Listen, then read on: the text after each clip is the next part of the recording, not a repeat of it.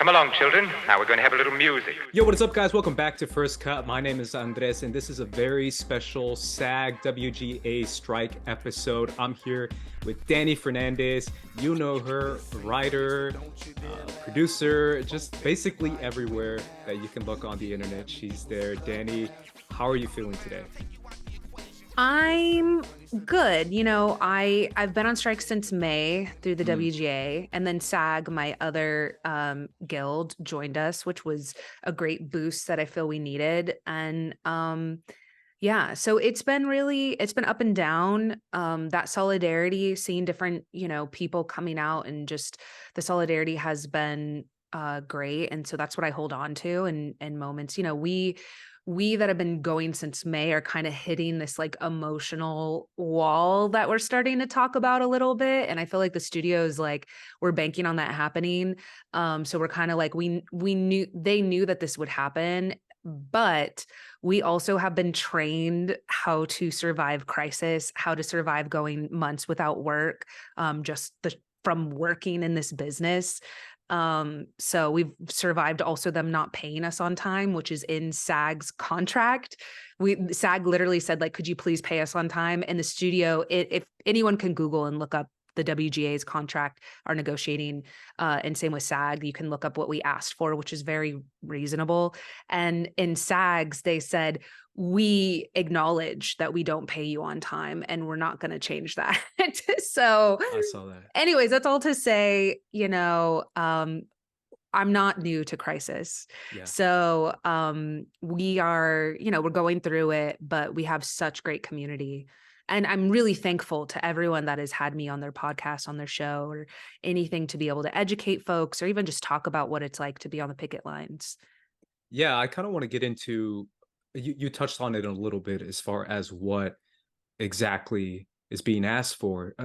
If you could break it down in the most layman terms for any viewers that maybe don't have the time or ability to read up on also, it. Sorry if you can hear Molly. Molly, of course, has to be in every podcast. So she is, she just like was shaking. I could hear her floppy beagle ears. So yes, the WGA specifically is asking for less than 2% of profits. I think when folks hear that, they're shocked. I remember the day that Twitter found that out, because they were like, we thought you were asking for like 30%, which I still think writers deserve. But no, we're asking for less than 2% of profits.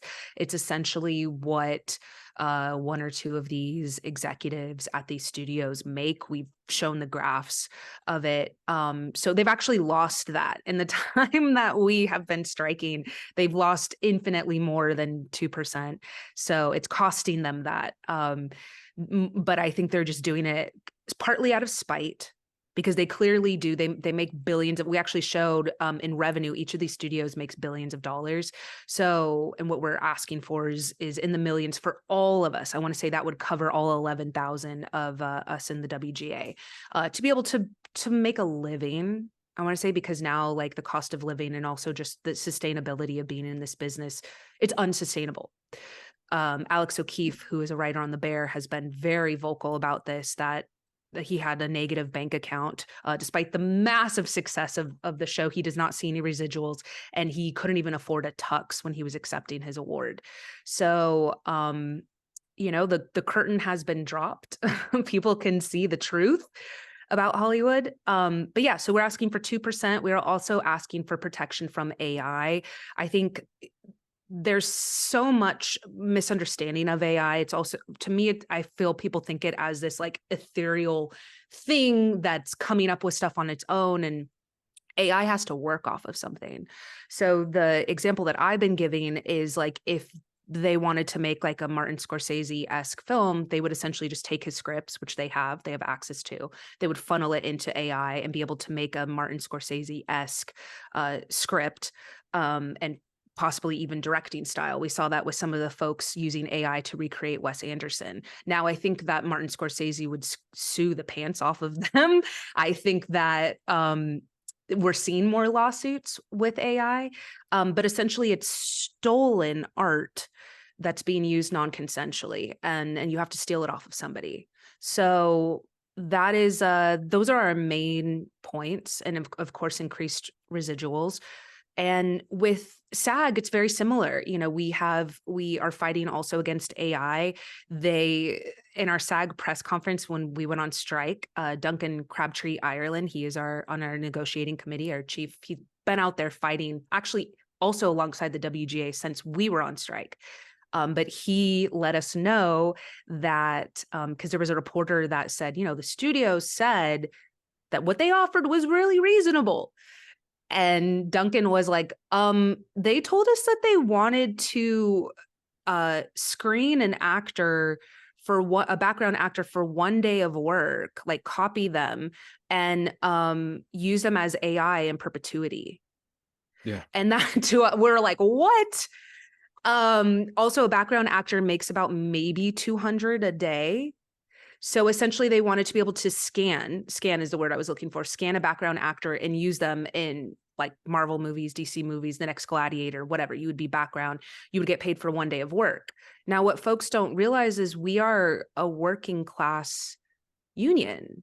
So we need those jobs. Everyone is not Meryl Streep, George Clooney, The Rock. That's like the top 1%. You know, you have to make about 26 grand to qualify for SAG health insurance. Over 87% of our membership doesn't qualify. So our membership is not rich. Our membership is not wealthy. They literally are working class actors. So we need those background jobs to even survive. So that was terrifying to hear. And then same with Residuals. You know, I need to look up her name, but there was an actress on Orange is the New Black. I don't know if you saw her TikTok where she was sharing, like that kind of went viral. She was sharing all of her, all the episodes she was in. You could see like her residual check. You could see how much it was streamed. It was like pages worth. And then when she got down to the bottom, it was like $27. What? Yeah. So the way that they set this up, just so folks know, with the rise of streaming, we just weren't protected. They had it under new media, which is kind of more like YouTube. They had streaming under there. And it's not new anymore. Streaming isn't new. And that's actually where a lot of shows are ending up. And so in order for us to survive these off seasons, let's say you're on The Bear and you're waiting for your show to come back. A lot of folks are like, can you hop on another show? It's hard to. When you're a writer, a lot of times other shows are already staffed. They're already halfway through the season when you get done with your season.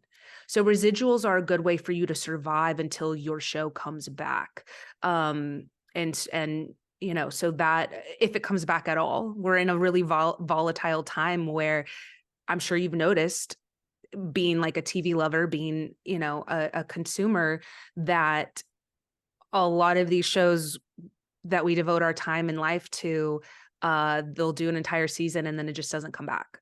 And so we experience that as being out of a job. So that's why each of those things are so important for the sustainability of this business. Yeah, and I kind of want to follow up on that too. Something I mentioned is I've been keeping up with Netflix since like the very, very beginning. Back when I first subscribed, and they had their own original shows, and I've very much kept up with how much money they make, what the stock is, how much they make from investors. And this is something that I used to like invest time in, where I would see those investor meetings that become public, and you could see how much they're making in just raising money of billions. And what they do is they take their numbers and they just really showcase, like, look at all these people watching these shows, and they can create their own statistics the way they want to, right? So it doesn't matter if it's a 10-hour, 10-episode show. If they watch, I think, like 30 seconds, that counts as a view. So it's like this insane type of number that they're bringing up to these investors, and then they get all that income. And then the problem is they pay most people a flat rate. And that flat rate is pretty unreasonable regardless of how big the show becomes. So that kind of rhythm has been going on for the past 4 or 5 years, and it's finally reached a breaking point with a lot of workers on streaming shows. So yeah, they're not really being, most of these places have not been very transparent with their numbers, and that makes it very difficult for us to negotiate. You know, I've seen the story with the Squid Games creator is horrifying. And I wish people had more compassion. That's the thing, is people are like, well, why did he sign over his IP? Why did he give them the rights? And it's like, baby, if it's between, look, this never being seen, this not making it, this, you know what I mean? Like, you're not in their shoes. And we're so desperate, especially being creators of color, where it's just like, your stuff isn't getting seen. Like, if it's the difference between it being seen and it not being seen, of it landing on Netflix, you know, and it not, I understand. I mean, it's heartbreaking what happened. And by that, I mean, like, for people that don't know, he raised, I believe, their stock by like $900 million. Absolutely didn't see, he said he's okay. He's definitely not rich, not wealthy. He said he's okay, meaning like, I'm sure he's able to pay his bills, but he's not seeing the back end of that. He's not seeing residuals on that. And he signed over his IP. So it's a very predatory, it reminds me of actually the music business, which has been talking about possibly striking, or, you know, I'm not sure if they're even unionized or what areas of them are unionized, if at all. But a lot of times we hear stories about young singers signing predatory contracts, and folks have such little compassion. It's actually appalling to me as human beings, how little compassion we're seeing for folks. But to me, I'm like, you don't understand. This person who came from nothing, who came from poverty, who is trying to, you know, make it. They're getting out of their hometown. They're getting out of their small town. They have someone who believes in them, who's like, I can make you big. And they do. And they sign away their rights. And I'm like, I can only imagine. I haven't been, you know, necessarily in that position of signing over all of my rights. I'm lucky that I have a union that's fighting for me right now. But that's what it reminds me of how predatory, that they know that okay, it's between this person making it and not making it, so we're going to give them the bare minimum, and they're going to take it because they have nothing else. So that's why we're striking. And I'm, you know, No, I just want to echo that. I feel like that comes from privilege, obviously, and I don't want to say everyone who says that is some sort of, you know, privileged rich person, but I do feel like there is this disconnect from a lot of people who maybe don't necessarily understand, first of all, that art is also a job, and second of all, that people need to pay their rent, and that's something that I feel like a lot of people kind of forget. But being in situations myself, and obviously knowing a ton of my friends who are working actors, working writers, and who work a second and third job, who work at Starbucks, who work at the corner store. Like, I know, I work in production, so I know these people. And what they don't know is that you still need to pay rent. And that's something that if you're being offered an opportunity where you're saying, this is a pretty nasty contract, but it's money, and I need money to pay rent, you're gonna do it. And most of my buddies are gonna do it, versus, like I said before, working some other secondary job. So I do feel like that's something that people forget, especially in LA, where rent is what, like 75% of your paycheck, if not more. So I do feel like people forget that quite a bit, and how that's a very limiting job where you can't afford to pay rent. Yeah, I would love to tackle some of the stuff you said about having another job. So, you know, the statistic that we shared, that over 87% of our membership doesn't even qualify for health insurance. They don't even make 26 grand. That's terrifying. So I've seen people comment and say like, well, they should get a second job. And I'm like, babe, they have a second job. I just said they can't afford. I just said, but two things. One, I don't think that you should have multiple jobs. I don't think that you should have to struggle to survive. Because another thing that I've heard from people is, when I say, well, they have multiple jobs, folks will be like, well, don't move out there to be a writer and then complain about how much it costs. And I'm like, so you're telling me only rich people should pursue the arts? I'm like, let me tell you, it's definitely set up that way. It is. And that's why our community has been, sorry, I didn't want this to ring. That's why our community has been so underrepresented. It is a rich person's game to survive out here. That's why we see nepotism. That's why we see, you know, that article, I forgot, maybe it was Vanity Fair that called out all the Nepo babies. That's why a lot of us can't survive. And the union is not for our most elite members. It's for our most vulnerable. It's for us. They're fighting for us. And so when you see George Clooney out there, you see Mark Ruffalo out there, they're fine. They're fighting for us, and we need them to. It's all hands on deck. I need Mark Ruffalo out there to shut down productions. I need George Clooney to be like, no, I'm not going to film until y'all fix this for everybody else.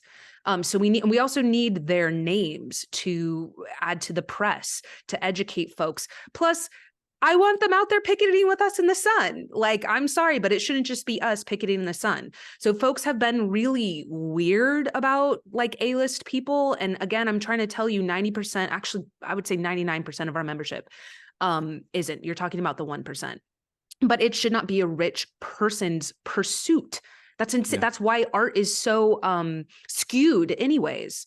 So that is a wild argument. And whenever they say that to me and I'm like, so I'm sorry, you're saying only rich people? They're like, no, but yeah, and so I'm like, okay, thanks for playing.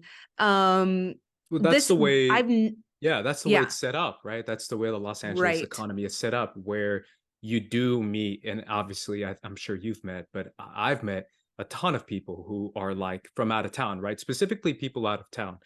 Anyone who's out of town has to find a way of surviving, right? And then I've met so many people who want to be actors, who want to strive for that.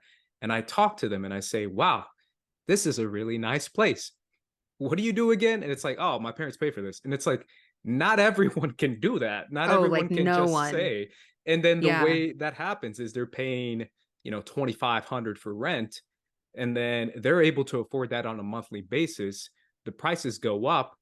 They do that for 2 years because their parents can afford paying 2 years of $2,500 for rent.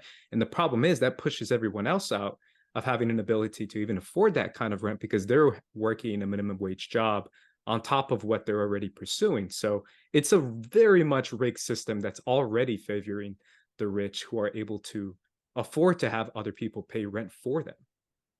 Yeah. And I want to say, like, I don't think that I can say this because when I moved here, I was what I call scarily poor, which I don't recommend for anyone.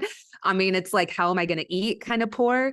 I was a nanny. I worked the front desk at 24 Hour Fitness. I worked the door at the Ice House Comedy Club. They would send me home with food. I was also a caterer. I once catered on Tyra Banks. I remember serving her as a waitress. So I had all the jobs. And I remember the Ice House was like sending me home with food because they were so concerned. But what I can say is I had no time to write.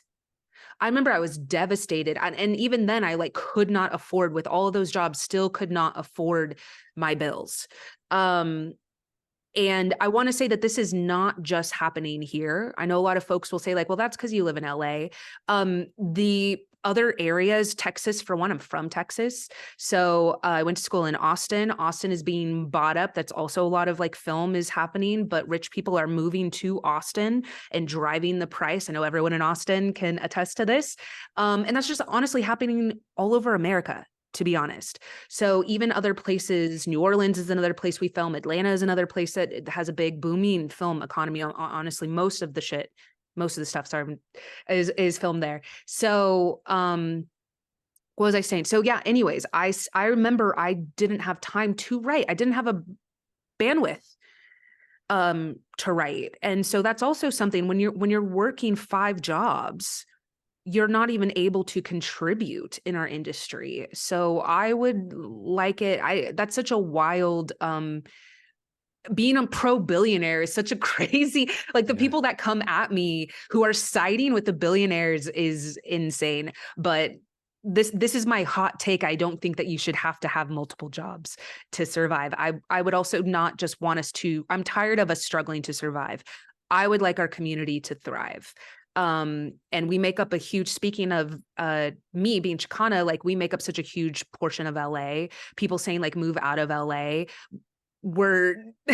So many folks were born and raised here. And so I think that's a wild thing to tell us to leave, to tell folks to leave a city that they're from. Now, a lot of my family's from San Diego, so I can't like claim LA. I claim San Diego and Texas, but still, I think that's insane to tell everyone else. So yeah, just wanted to bring up those points. Absolutely. And I feel like it's all about perspective, right? Anytime there's any kind of worker strike, it's always about perspective. And obviously, PR optics has always been an issue when it comes to any type of strike.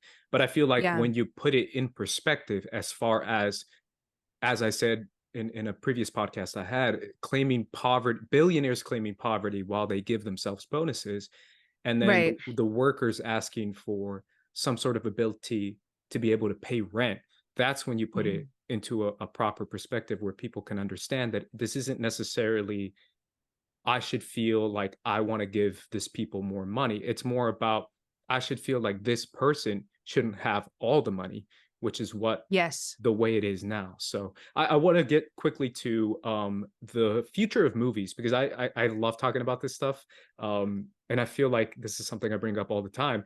But now that this has become more and more serious, what is at stake for the Yeah. future of film? If this continues, if the studios get their way, like, why is it that people who enjoy film actually have some sort of stake in this as well? Because their Yeah. art could be impacted. I think not only that, but AI is not going to affect just us, and it's not affecting just us. My brother is not in this industry or business at all. He's in a completely separate business. And I was telling him, you know, our woes, and he just looked at me and was like, AI is going to affect a lot of jobs. And so for me, I'm just thinking as an audience member, likely people going to our movies are going to be affected and maybe have even lost jobs or will lose jobs. And so I would not want to support the thing that took my job. that just being as blunt as possible. Two, also wouldn't want to support something that I know is stolen. And I think, you know, POC creators will likely be the most affected just because, as we said, a lot of us don't come from legacy money. A lot of us don't come. So we're already starting as a deficit. Being a woman of color, you're the least paid, least represented demo in this business. So you're already barely hanging on. I would like to think that, just like I said at the start, we're so used to crisis that I don't think you could get rid of us. I am sad/scared if this continues, that we might have folks. It's actually what happened during the pandemic. I had a lot of friends that moved home and never came back. Those are voices that we've lost. Those are stories we'll never see. So I feel like that is, sorry, I'm like getting a little emotional. That hits us. Right. But that's also why I feel like so many great people who love cinema, who love these filmmakers, who grew up with these stories, who respect these artists, are going to stand in solidarity with us and are standing in solidarity with us. But to speak of like the evil, sad side, that's the reality. Yeah. Yeah. And I feel like the way you guys discuss AI is important because of, like I said before, the future of film could be such a detrimental aspect when it comes to the way AI could be used. And obviously the capitalistic structure that's already been in place, where they will do everything possible to try and eliminate as many jobs as possible. So even if AI is being used as an asset or as some sort of a tool, it will be to a very, very limited staff that they select versus a staff that will be bigger. So a lot of people may not understand that, but that will cut jobs eventually to where that's, let's say, 5 writers in an AI tool. They'll cut it eventually next year to 2 writers in an AI tool, and then eventually it'll be 1. That's the future we're looking at if we're not talking about this kind of stuff and if we're not in solidarity. Speaking of solidarity, I want to jump to the influencer aspect of this that has been in conversation over the past few weeks, because I know TikTok has become a huge tool for promotion, for content creators, influencers to jump on the rise. I have my own thoughts on the whole thing, but I do feel like it's a tool and people are using it, and a lot of people have found a lot of success on it. Why is it important for influencers, specifically like big movie influencers, to support the strike, and how can support the strike? Yeah, absolutely. You know, SAG has asked for no promo, that influencers don't do promo of these films. That includes like red carpets, that includes like promotional events. It even includes like standing in front of, you know, the posters of these things and kind of promoting them. And why is it important? You know, the people who made them, when I was thinking of like the most recent premiere that the actors and writers couldn't even go to. I'm like, there's people who spent like months of their lives. And again, we're not just talking about the big, I'm talking about like everybody else that's involved as well. Couldn't even enjoy their work. They weren't allowed to promo because they're fighting against corporate greed. And again, they're fighting for all of us. And so that's why I think it's important, you know, if you really are a lover of film, the way that people say they are, then we're asking you to stand in solidarity, to also trust us that what we're doing as a union to hurt the studios, to force them back into the table from every single angle imaginable, to trust us with that.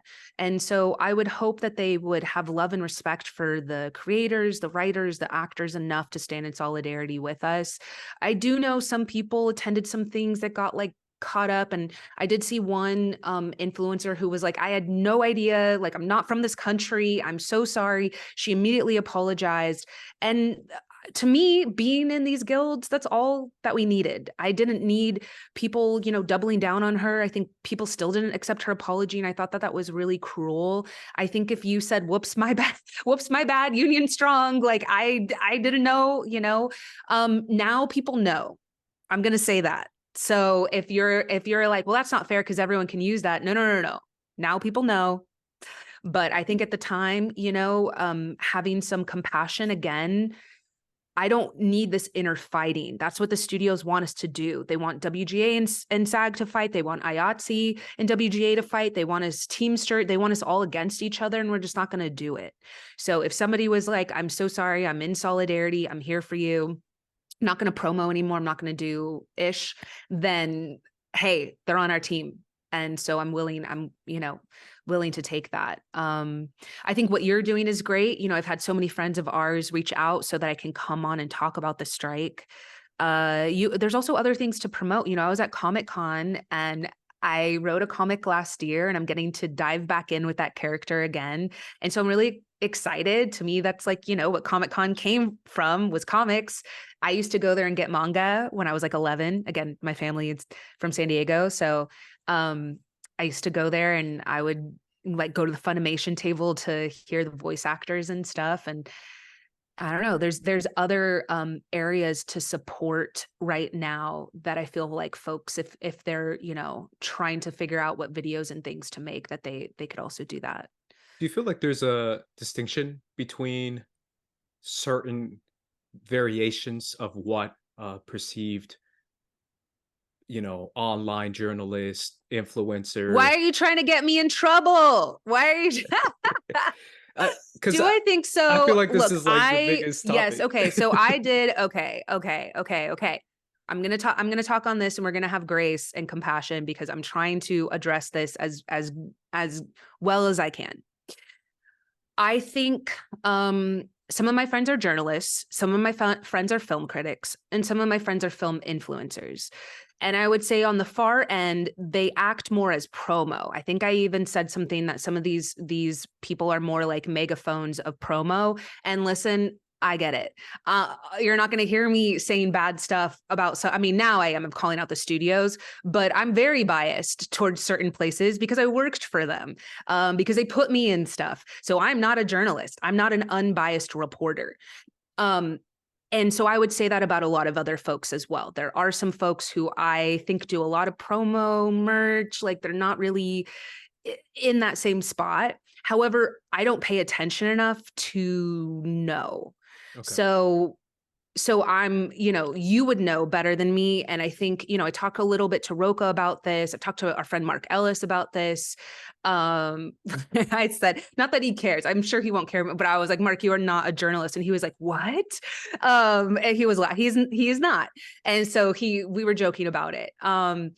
And so, but I do think Jacqueline Coley, who does the Rotten Tomatoes podcast with Mark, is more of a journalist. I don't keep up with folks' lives. I don't know where they might be. And so I think that their fans, though, are making that distinction. So I think the reason why some folks got called out and others didn't is because their fans know them better than anyone.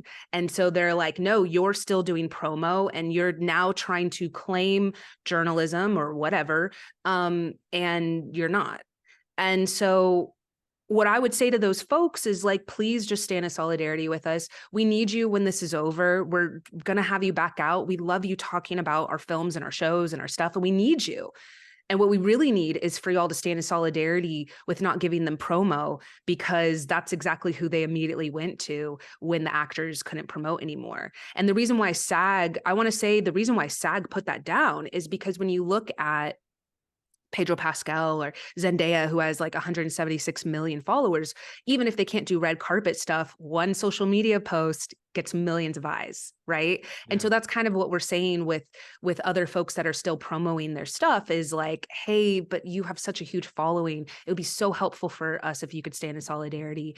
Now, my friends that are film critics were like, critical analysis is not promo, and I completely agree with them. Like, I think if you're actually critiquing, I was joking with Kate Sanchez where she was like, I promise you what I'm doing is not promotion, and I was like, yeah, you dropped their Rotten Tomatoes score, like you did you were not helping them.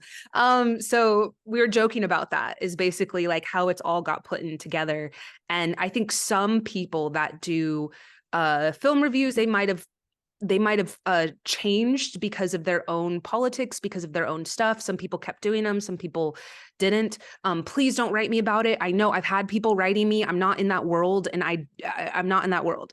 So even though I did pop up on like Collider and Screen Junkies and stuff, I am not a film critic.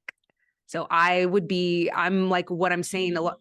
Sorry, I keep hitting this is how I always talk with my hands. I'm not a film critic. I'm not a journalist. So if I were still in that world, I definitely think that I would be seen more as a film influencer, and would likely, people are like, no, she definitely promos one of these companies more than the other one. And I'd be like, you are 100% correct. So basically what I'm saying is I get it, because I am incredibly biased. So I'm, obviously being in both guilds, I've taken myself out of saying anything to begin with. But I think, I talked a lot about can I versus should I? And I think people are going to have to keep asking themselves that throughout the strike. Can I do this? Okay. Should I? Does it look bad? Some of the stuff that we were talking about with people posing on the red carpet while folks are striking in the hot sun, I think is not the best look. Yeah. And I had to tell some of my friends that. And I think even a journalist wouldn't do that. I think they would do their coverage that they had to. And I don't know if they would be living it up on the carpet. And so I think a lot of them chose not to do that, to stand in solidarity. So yeah, I think there's ways. A lot of them have also, in their articles about these films coming out, talked about the importance of the writer, the importance of the actors, why they are on strike. Discussing Film has been firing shots this whole time. Do you follow them at all on Twitter? I don't, no. Oh my gosh. Every single announcement they have of a film that's coming out will be like, such and such is dropping, and or such and such like got moved because the studios refuse to pay the writers and actors their worth. I'm just like, they keep putting it in their headlines, and I'm like, that is solidarity. They're still talking about film, but they are firing all the shots. So there's ways to do it. I feel like there is, and I feel obviously that there is a distinction. This is my personal interpretation, obviously, because I feel like a lot of people have their own personal interpretation, but I feel like there is a distinction between promo and the way that you do it. I also feel like the rise, no offense, the rise, not to you, but to like the TikTokers watching. You can offend me. I'm the rise of a TikTok, professional writer and actress. No, specifically TikTok has become a platform specifically made for promo. And I feel like that platform specifically, there's been a lot of younger influencers who have risen up through that platform, who have like 3-4 million subscribers now, who literally, I'm not going to name names, who literally just like pose in front of the camera and be like, bro, this movie's coming out, bro, go watch it, bro. And that's the extent of their content. True. And I feel like that very much is what's being targeted, where it's like, hey man, maybe cool it with that for this time being. Like, you keep doing you can do that, but maybe wait till after things get resolved, because what you do is literally like you literally say the word hype every other word. So maybe don't hype everything up right I now feel like in you're this talking moment. about someone really specific, and everyone in the Yes. comments is going to talk. I want Everyone to say knows I who I'm don't know talking who you're about. talking. Everyone knows. I vaguely maybe, but I really have been kind of like removed Yeah. from a lot of that world now. If I just want to finish real quick, I just feel like Sure, absolutely, yeah. there should be a way for. I've had this conversation with a few people. I feel like there should be a way for people to still have an ability to not be afraid of being somehow persecuted or targeted in any way when they're coming from a place that it, like you said, like discussing film is a perfect example. Like, why not just stop discussing film in general? There's a way to do it where you're still involved in something you want to be involved in, but you're keeping it low key or keeping it real or keeping it aware. And I feel like there is this kind of fear that a few people have that say, oh crap, I can't even, if I post a meme of, you know, a Jordan Peele movie, they're going to think I'm promoting it when I'm just talking about the aliens that came out in the news today. Like that's an example, but like that's something that you shouldn't be afraid of. Like that's just Yeah. life. And I I feel want like to say there's a technically I difference. can't do that. So I mean, I can't, I'm not allowed Yeah. to discuss any struck work. That means any of the films that are out right now or that are being made right now, or anything that would have been struck if it came out today. Yeah. So yeah, I actually did because I've been going through it, y'all. It's been hard being out here and picketing and all the horrible comments. We also get them in real time. Like people say horrible shit when they drive by us. I think they just don't understand. I think They that's don't. it. Yeah. And so I actually posted and I said, like, let me know on my Instagram. I said, give me like a comforting show or film I can watch at home to just, feel better. And then I put, I will not be posting these, you know why, because I Yeah. can't promo anything. I can't like, oh, this is great. This film was great. And that's really hard right now. But yeah, we've been getting hit. I think another thing to how you're saying, oh, people can still talk about film. I think the more you learn about the strike, the more that's going to come out in your reviews. I think it's almost impossible to hear some of these stories of, people struggling to survive. Like I said, Alex O'Keefe having a negative bank account, accepting his award. This is just one in thousands. I would say thousands of stories of us. I lost my health insurance. I told you that before we started. I lost my health insurance. And that happened because I was I'm still developing, but it's on pause, but I'm using present tense because I'm trying to manifest this after the strike. I was developing a show and also film that I haven't gotten paid for yet. It's not in that stage. That's also another reason why we're striking, to kind of get rid of like free work. But I've been doing that for most of the year and I just didn't qualify. So I lost my health insurance in the middle of this. So if I seem cranky, I am very cranky. And yeah, we've had folks almost hit us with their cars. That happened multiple times at Universal. I actually talked to Ankler. They did a report on and have the video and everything. And then very famously, a producer in Atlanta, when we were shutting down production in Atlanta, tried to play chicken with the writers and try to like drive his car. And then he admitted, because they got him on camera, that he was trying to scare them. Yeah. So I've had people yell, get back to work at us. We've had people just scream obscenities at us. We've had people get really close and like their Porsche get really close to try to nick us and drive off. And it's wild. We're just asking for our worth. And I don't know why that's so triggering, but we're not the only, the UPS drivers, they just almost went on strike. I'm so glad that they got a deal to have AC in their truck. That was like one of the few things. And even when I shared a video of a UPS driver, someone wrote me and I said, standing in solidarity, brother, like union strong. Someone wrote me and said, I hope they bleed you dry. And that was so, I'm telling you, reading all these comments, countless, me saying I almost got hit by a car. Someone wrote and said, I wish they had hit you. It's not good. I'm telling you, it's not good for our mental health. And so what I'm saying though is the more people find out and they hear this and they're like, oh, this is just the average worker trying to survive, and honestly make it more sustainable for our youth that's coming up, our youth that wants to believe that they can join us. All of the kids that are in school right now that are dreaming of being directors, that are dreaming of being writers and actors and performers, I don't want them to turn away. I don't want them to get scared and think that they can't pursue this, that there's not a place for them. That would be devastating to me. So that's what we're doing. The work for is all the future people that will be in the union. And what I'm trying to say though is I think when it comes, whether it's journalists, critics, influencers, all of these are incredibly separate. I think the more you find out, the more that comes out in your work.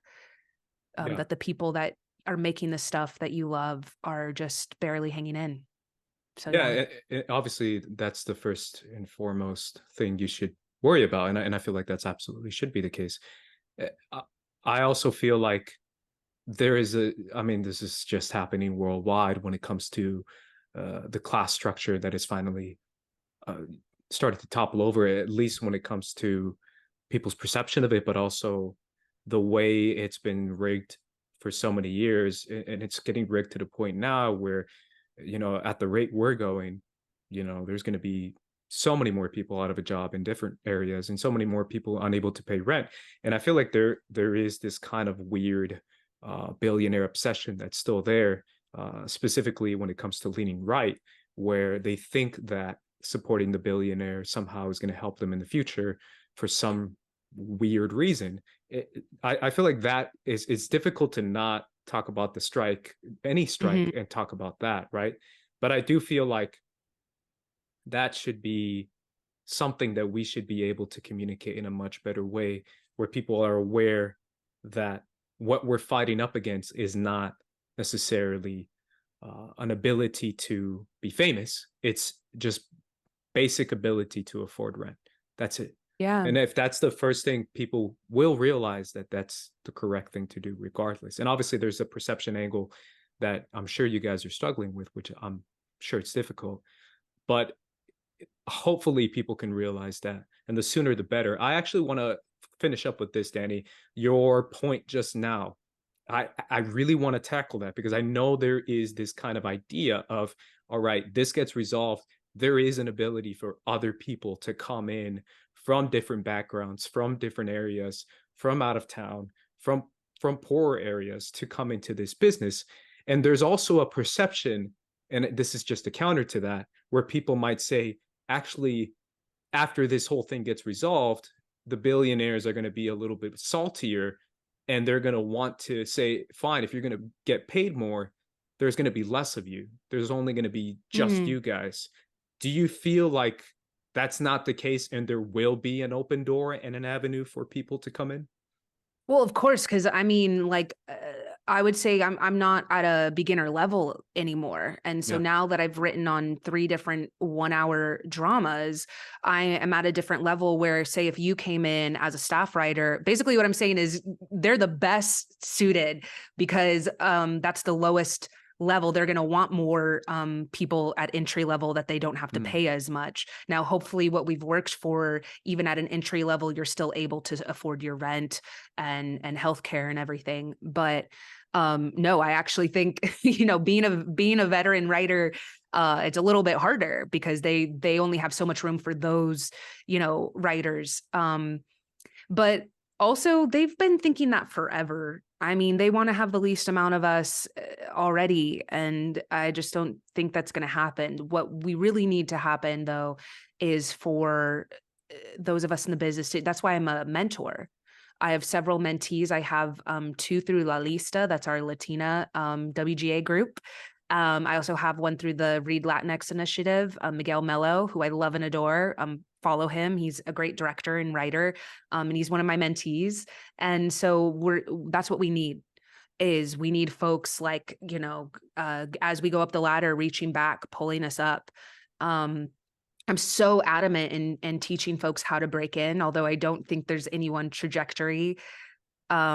And I definitely broke in every single which way you possibly could, being a host, being a writer, being an actress, doing comedy, like all the different ways I try to break in. But for anyone listening who is wondering, can I do this? I'm always going to say yes. I'm never going to deter anyone from not following their dreams. You know, there's so many folks who made it. I was gonna say our close personal friend, Pedro Pascal. Yeah. He feels like a friend, but you know, he's been in this business for decades, and he finally, this past decade, has been like, now all the doors have opened for him, but honestly, barely any were open for him. And he's been around. And so basically what I'm saying though, is if he tapped out even 7 years ago, we would not have known who he would end up being. So at any age, at any time, I don't care your age. I don't care any of that. I'm always going to say to go for it. There will be a spot for you. So. Awesome. One last thing. I see a lot in these trades that these studios are potentially looking at moving a lot of dates for a lot of movies. They seem to be, I don't know if this is a good sign or a bad sign, but how are you taking that news, and how do you feel like a lot of people's perception as far as like, well, these guys have such big pockets, this is going to last forever, that kind of attitude? I know that they can't make it last forever, because it's eventually going to get to a breaking point for them. You know, it was so funny when they did that Deadline article about how they wanted us to lose our apartments and our, it was really disgusting, our apartments and our homes. I was like, you know, bleeding you dry kind of goes both ways, guys.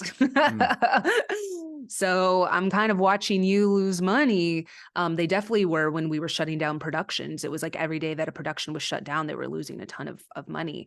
And the only reason we were doing that is to bring them back to the table. They refused to go back to the table with either SAG. SAG came out today and said, we are trying to get them to come back to the table, negotiate. And they have said no. They have not spoken to the WGA since May. They won't even look at us. So when I look at that, you know, it's frustrating as a creator, because like I said, I had stuff in development that I'm like, great, I thought this was going to come out when I was this age, and now it's going to come out when I'm this age. And it's just something that I have to surrender to. It's just something that I'm like, you know what, it'll come out in the perfect time when it's meant to be seen. And in the meantime, I'm just getting to be a better actress. I'm getting to be a better writer. I'm getting to be a more healed person. I'm just doing all the work and all the things. And so that's what we impart to a lot of other folks that are watching us. You know, use this time to teach yourself. I want to say I taught myself how to write scripts. I read a lot of scripts. So you can do it too. I did not go to film school.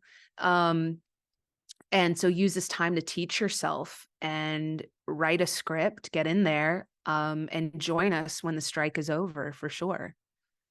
Absolutely. Yeah. Dani, thank you so much for your time. I appreciate it. I want to know where everyone can find you. I'm at Ms. Dani Fernandez on all the things. Please be kind and nice. I'm doing my best. I'm sorry if I didn't address everything or address it perfectly, but I truly am doing my best, and I am exhausted. And, you know, we're trying to hang in as best we can, and I'm sending solidarity to everyone, and, you know, just kindness. So yeah. Absolutely. I appreciate your time, Dani, and obviously this was an amazing conversation, and I do hope that people got something away from it, are able to appreciate you guys a little bit more and really focus and realize what's at stake and what is being struck over. This is very important stuff. Yeah. So thank you so much, Dani. I appreciate your time. But other way, guys, for First Cut, we're going to be peacing out, so please do.